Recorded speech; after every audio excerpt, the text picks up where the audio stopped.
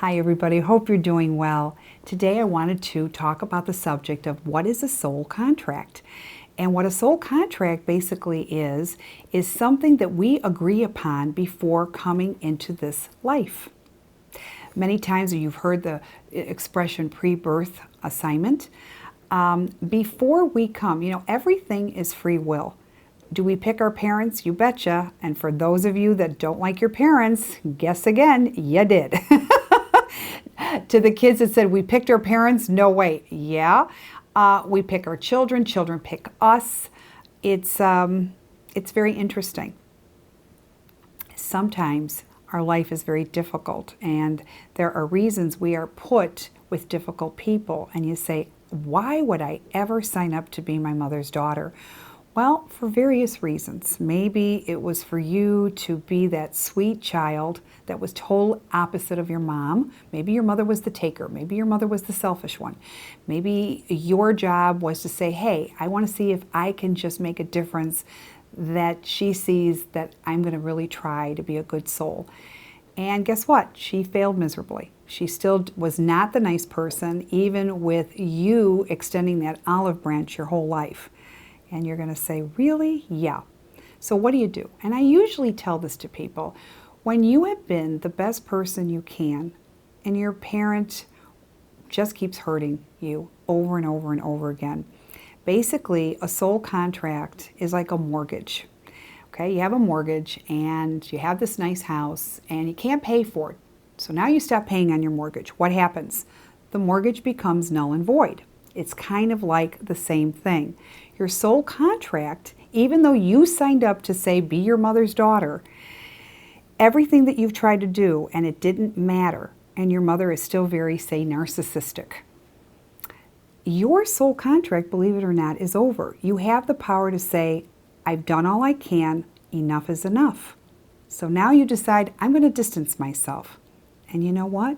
That is probably what you need to do, because maybe the elevation of your mother's difficult personality, and she continued to get worse, was maybe teaching you to say no, teaching you to love yourself or to stand up for yourself. Maybe your mother's personality, as horrible and as hard as it was teaching you your limits and your balances to what you're going to take. There are reasons why difficult people are in our life, and it becomes a contract to what we agreed before coming down here to do. The missions are always different for everybody.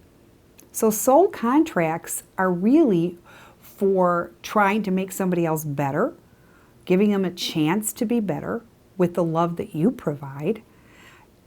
Maybe even you realizing when it's time to walk away from something that's so bad, and it just will evolve in a way to what you're learning because of the difficult relationship. Now, I always say it's wonderful to make a mistake because this is how we grow. But then you can flip it, because if you're making the same mistake and just the faces are changing, you're learning nothing. And many times when people are getting different people thrown at them because they're different in what they look like, but their character is the same, that's when I start pointing things out to my clients. And that's when they have an aha moment. Like, this is what this is.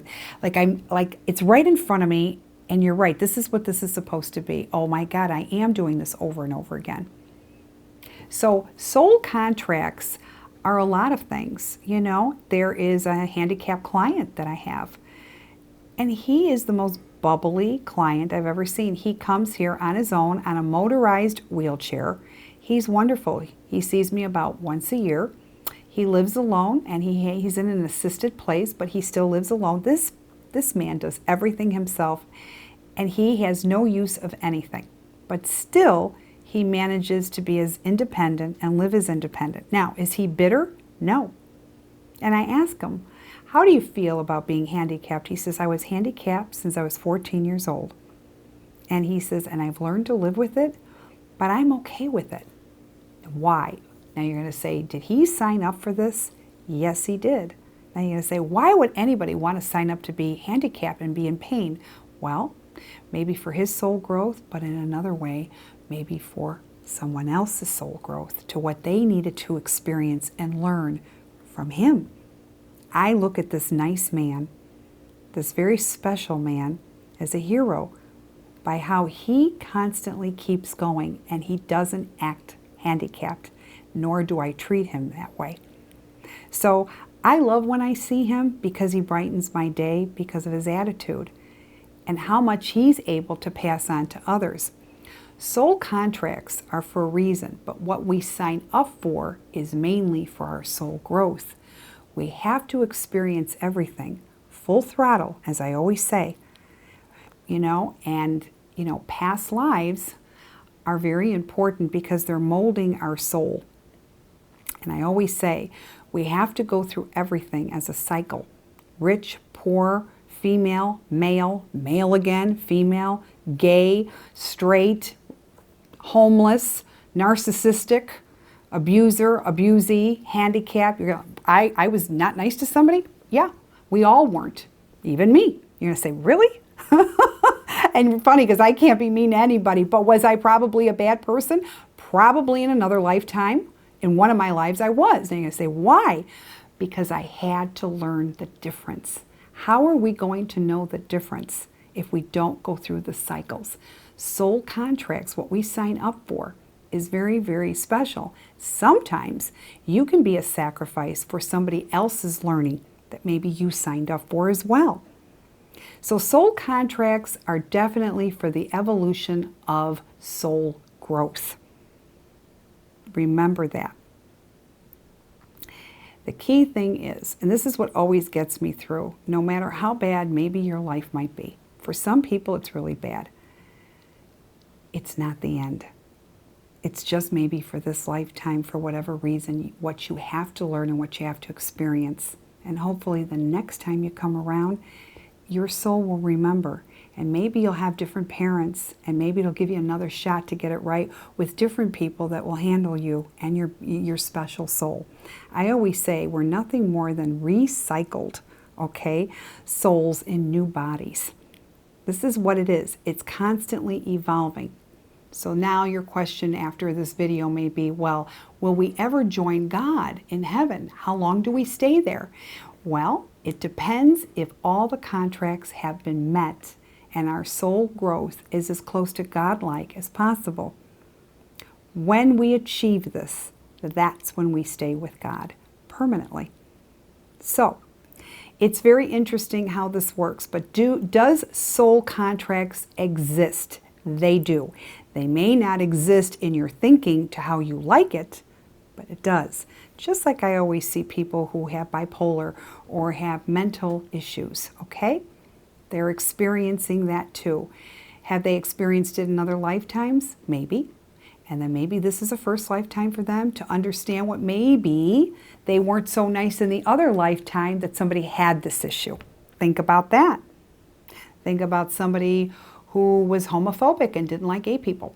I say this all the time. Well, your next lifetime, you might be a person that might come in a gay body with gay feelings, and you have to experience it. Now, I need to make this clear. This is not for punishment. It's a chance for the soul to experience and evolve. This is what this is all about. So sometimes when you think you're being punished, you're not. You might even be the divine teacher. You might be. For other people to have to learn through your experience.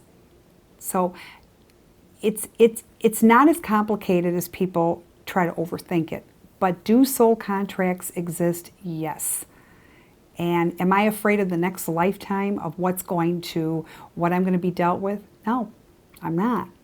Whatever it is, I'm going to hope to get through it as best I can with the feelings that I have accomplished through all the lifetimes that I've gotten to this one.